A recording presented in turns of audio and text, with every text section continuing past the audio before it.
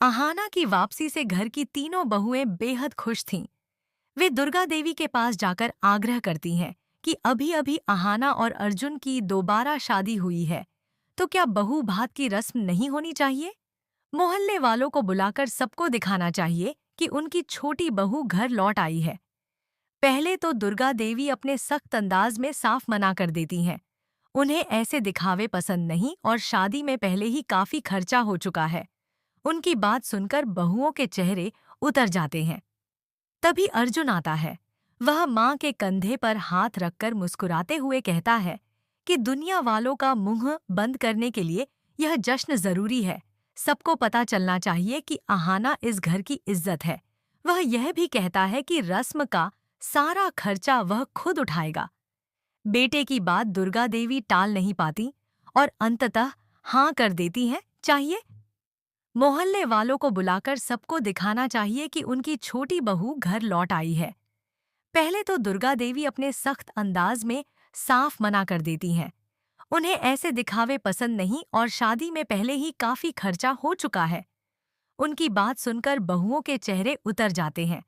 तभी अर्जुन आता है।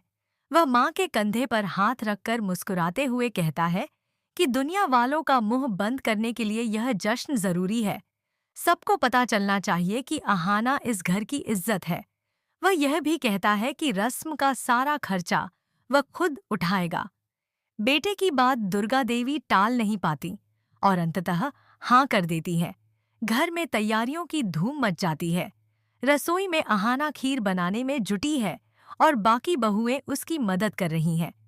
कोई काजू काट रहा है, कोई इलायची पीस रहा है। आहाना पूरे मन से दूध को कढ़ाई में चला रही है और खीर की सुगंध पूरे घर में फैल चुकी है। तभी अर्जुन पानी पीने के बहाने रसोई में आता है। आहाना के माथे पर पसीना देखकर वह अपना रुमाल निकालकर उसका पसीना पोंछता है और प्यार से कहता है कि वह कब से उसके हाथ की खीर का इंतजार कर रहा है। बस चीनी थोड़ी कम रखना, क्योंकि उसके हाथ लगते ही सब कुछ मीठा हो जाता है। आहाना शर्मा जाती है और दोनों की आंखों में प्यार साफ झलकता है। यह देखकर बाकी बहुएं भी खुश होती हैं। खतरनाक दांव वो खेलने वाला है। शाम होते ही मेहमान आने लगते हैं। पीसी मोनी और पोल्टू दरवाजे पर खड़े हैं। स्वागत के लिए नहीं, चुगली करने के लिए। पीसी मोनी मेहमानों के कान भरती है कि आहाना ने छोटू पर कोई जादू कर दिया है। उसे तो खाना बनाना भी नहीं आता। आज सबको उबला दूध पीकर जाना पड़ेगा। पोल्टू भी आग में घी डालता है। कहता है कि भैया जोरू के गुलाम बन गए हैं, वरना ऐसी लड़की को रसोई कौन सौंपता। मेहमानों में कानाफूसी शुरू हो जाती है। दुर्गा देवी के पास जाकर आग्रह करती हैं कि अभी अभी आहाना और अर्जुन की दोबारा शादी हुई है, तो क्या बहू भात की रस्म नहीं होनी चाहिए? मोहल्ले वालों को बुलाकर सबको दिखाना चाहिए कि उनकी छोटी बहू घर लौट आई है। पहले तो दुर्गा देवी अपने सख्त अंदाज में साफ मना कर देती हैं। उन्हें ऐसे दिखावे पसंद नहीं और शादी में पहले ही काफी खर्चा हो चुका है। उनकी बात सुनकर बहुओं के चेहरे उतर जाते हैं। तभी अर्जुन आता है।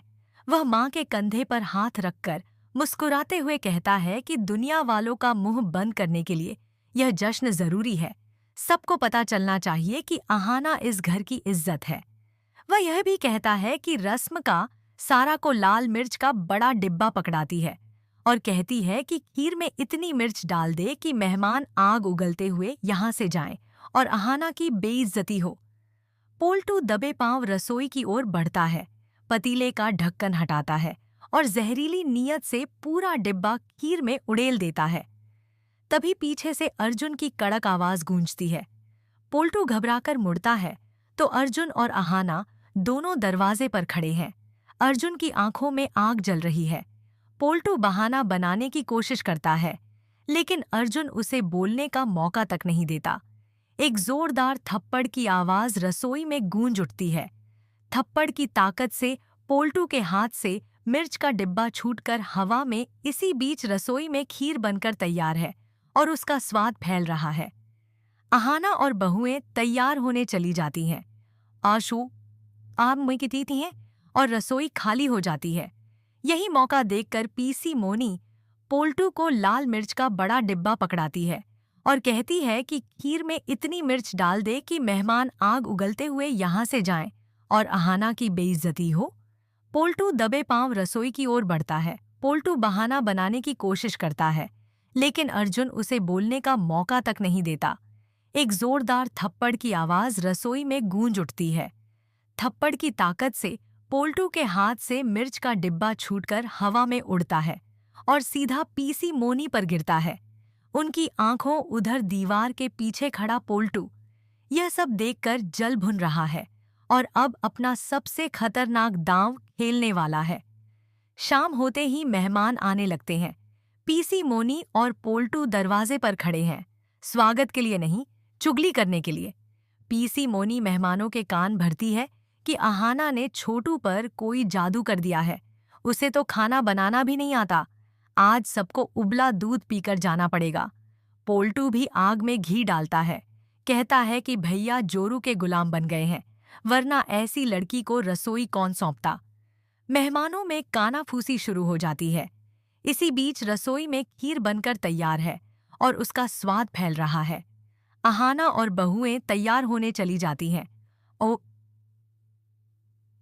और रसोई खाली हो जाती है।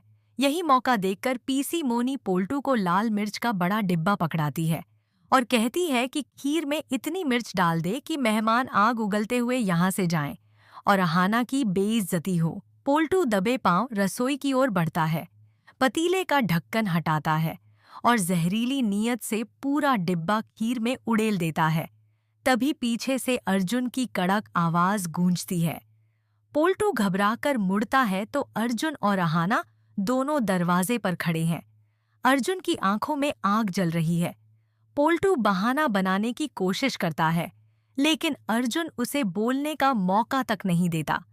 एक जोरदार थप्पड़ की आवाज रसोई में गूंज उठती है। थप्पड़ की ताकत से पोल्टू के हाथ से मिर्च का डिब्बा छूटकर हवा में उड़ता है और सीधा पीसी मोनी पर गिरता है। उनकी आंखों में मिर्च चली जाती है और वे खांसते रह जाती हैं। शोर सुनकर दुर्गा देवी और मेहमान भी पहुंच जाते हैं। अर्जुन दहाड़ता है कि उन्हें शर्म नहीं आती, घर की इज्जत खराब करने चले थे। अगर वह समय पर न आता तो ये लोग खीर में जहर घोल देते। दुर्गा देवी यह सब देखकर गुस्से से भर जाती हैं और कहती हैं कि अच्छे कर्मों का फल मीठा और बुरे कर्मों का फल तीखा होता है। आज इन्हें अपने कर्मों की सजा मिल गई। इसके बाद अहाना वह खीर परोसती है जिसे वह पहले ही अलग निकालकर रख चुकी थी। मेहमान खीर खाकर वाह वाह करते नहीं थकते। एक मेहमान कहता है कि ऐसी खीर उसने आज तक नहीं खाई, मानो साक्षात अन्नपूर्णा ने बनाई हो। अहाना की इतनी तारीफ सुनकर पीसी मोनी का चेहरा और बिगड़ जाता है। समय पर न आता तो ये लोग खीर में जहर घोल देते। दुर्गा देवी यह सब देखकर गुस्से से भर जाती हैं और कहती हैं कि अच्छे कर्मों का फल मीठा और बुरे कर्मों का फल तीखा होता है। आज इन्हें अपने कर्मों की सजा मिल गई। इसके बाद अहाना वह खीर परोसती है जिसे वह पहले ही अलग निकालकर रख चुकी थी। मेहमान खीर खाकर वाह वाह करते नहीं थकते। एक मेहमान कहता है कि ऐसी खीर उसने आज तक नहीं खाई, मानो साक्षात अन्नपूर्णा ने बनाई हो। अहाना की इतनी तारीफ सुनकर पीसी मोनी का चेहरा और बिगड़ जाता है।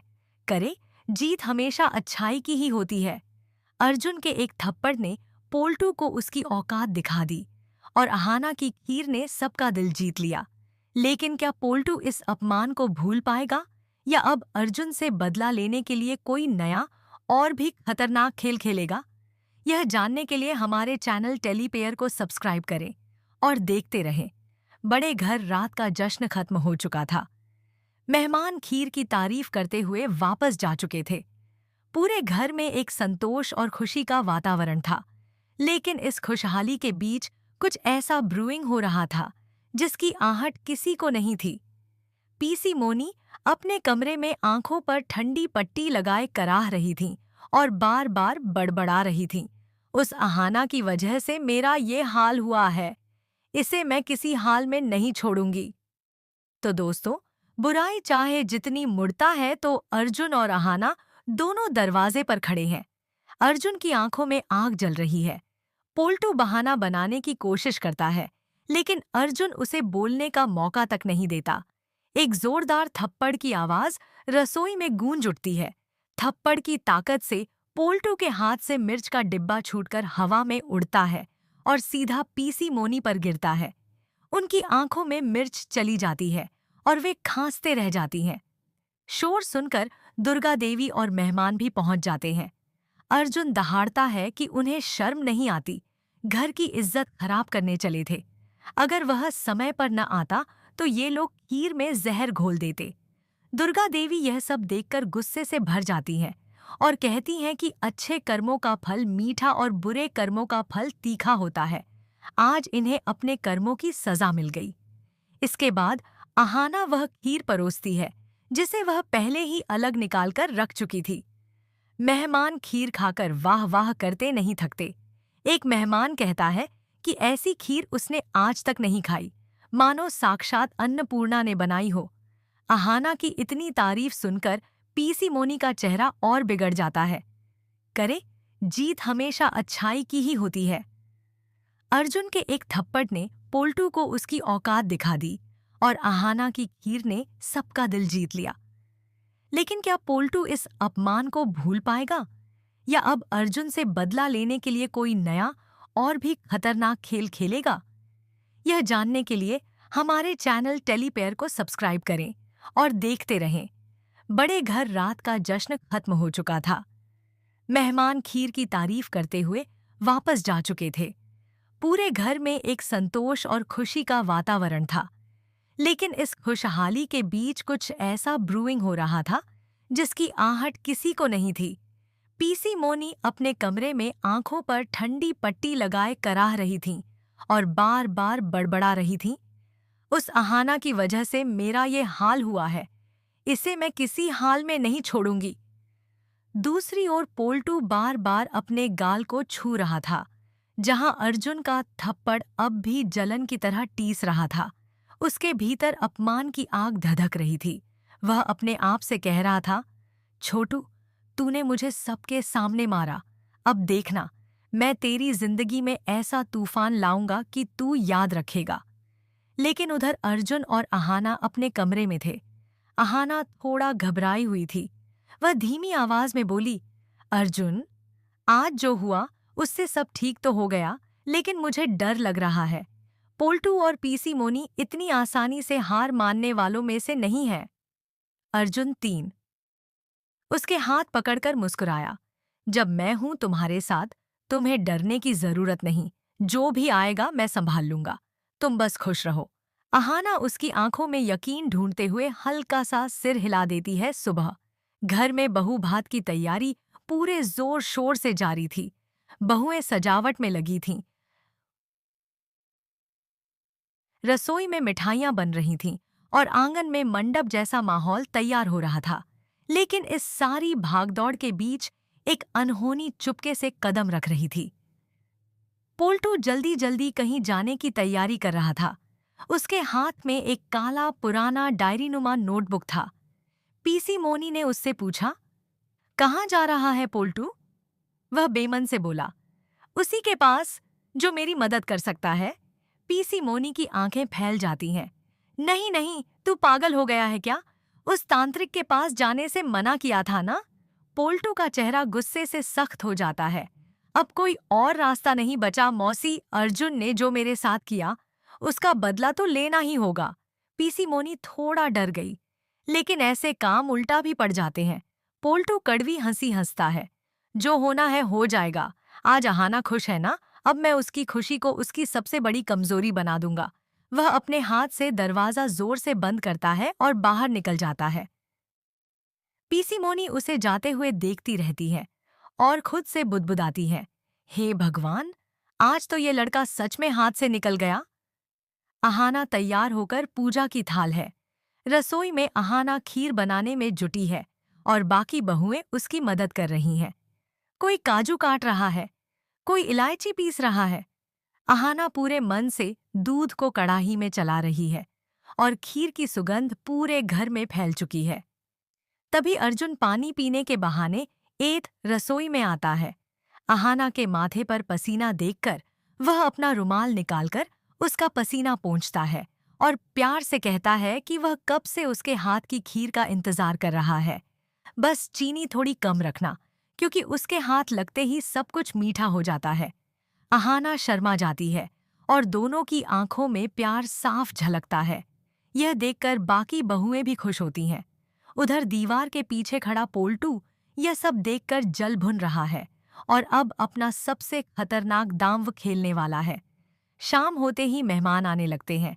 पीसी मोनी और पोल्टू दरवाजे पर खड़े हैं, स्वागत के लिए नहीं, चुगली करने के लिए। पीसी मोनी मेहमानों के कान भरती है कि अहाना ने छोटू पर कोई जादू कर दिया है। उसे तो खाना बनाना भी नहीं आता। आज सबको उबला दूध पीकर जाना पड़ेगा। पोल्टू भी आग में घी डालता है, कहता है कि भैया जोरू के गुलाम बन गए हैं। फिर कहाँ आदमी का मान है कहता है, वरना ऐसी लड़की को रसोई कौन सौंपता। मेहमानों में कानाफूसी शुरू हो जाती है। इसी बीच रसोई में खीर बनकर तैयार है और उसका स्वाद फैल रहा है। अहाना और बहुएं तैयार होने चली जाती हैं और रसोई खाली हो जाती है। यही मौका देखकर पीसी मोनी पोल्टू को लाल मिर्च का बड़ा डिब्बा पकड़ाती है और कहती है कि खीर में इतनी मिर्च डाल दे कि मेहमान आग उगलते हुए यहाँ से जाएं और अहाना की बेइज्जती हो।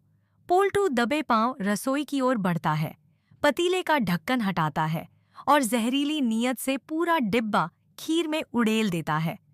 तभी पीछे से अर्जुन की कड़क आवाज गूंजती है। पोल्टू घबराकर मुड़ता है तो अर्जुन और अहाना दोनों दरवाजे पर खड़े हैं। अर्जुन की आंखों में आग जल रही है। पोल्टू बहाना बनाने की कोशिश करता है, लेकिन अर्जुन उसे बोलने का मौका तक नहीं देता। एक जोरदार थप्पड़ की आवाज रसोई में गूंज उठती है। थप्पड़ की ताकत से पोल्टू के हाथ से मिर्च का डिब्बा छूटकर हवा में उड़ता है और सीधा पीसी मोनी पर गिरता है। उनकी आंखों में मिर्च चली जाती है और वे खांसते रह जाती हैं। शोर सुनकर दुर्गा देवी और मेहमान भी पहुंच जाते हैं। अर्जुन दहाड़ता है कि उन्हें शर्म नहीं आती। घर की इज्जत खराब करने चले थे। अगर वह समय पर न आता तो ये लोग खीर में जहर घोल देते। दुर्गा देवी यह सब देखकर गुस्से से भर जाती हैं और कहती हैं कि अच्छे कर्मों का फल मीठा और बुरे कर्मों का फल तीखा होता है। आज इन्हें अपने कर्मों की सजा मिल गई। इसके बाद अहाना वह खीर परोसती है जिसे वह पहले ही अलग निकालकर रख चुकी थी। मेहमान खीर खाकर वाह वाह करते नहीं थकते। एक मेहमान कहता है कि ऐसी खीर उसने आज तक नहीं खाई, मानो साक्षात अन्नपूर्णा ने बनाई हो। अहाना की इतनी तारीफ सुनकर पीसी मोनी का चेहरा और बिगड़ जाता है। तो दोस्तों, बुराई चाहे जितनी कोशिश करे, जीत हमेशा अच्छाई की ही होती है। अर्जुन के एक थप्पड़ ने पोल्टू को उसकी औकात दिखा दी और अहाना की खीर ने सबका दिल जीत लिया। लेकिन क्या पोल्टू इस अपमान को भूल पाएगा या अब अर्जुन से बदला लेने के लिए कोई नया और भी खतरनाक खेल खेलेगा? यह जानने के लिए हमारे चैनल टेलीपेयर को सब्सक्राइब करें और देखते रहें। बड़े घर रात का जश्न खत्म हो चुका था। मेहमान खीर की तारीफ करते हुए वापस जा चुके थे। पूरे घर में एक संतोष और खुशी का वातावरण था, लेकिन इस खुशहाली के बीच कुछ ऐसा ब्रूइंग हो रहा था जिसकी आहट किसी को नहीं थी। पीसी मोनी अपने कमरे में आंखों पर ठंडी पट्टी लगाए कराह रही थीं और बार बार बड़बड़ा रही थीं, उस अहाना की वजह से मेरा ये हाल हुआ है, इसे मैं किसी हाल में नहीं छोड़ूंगी।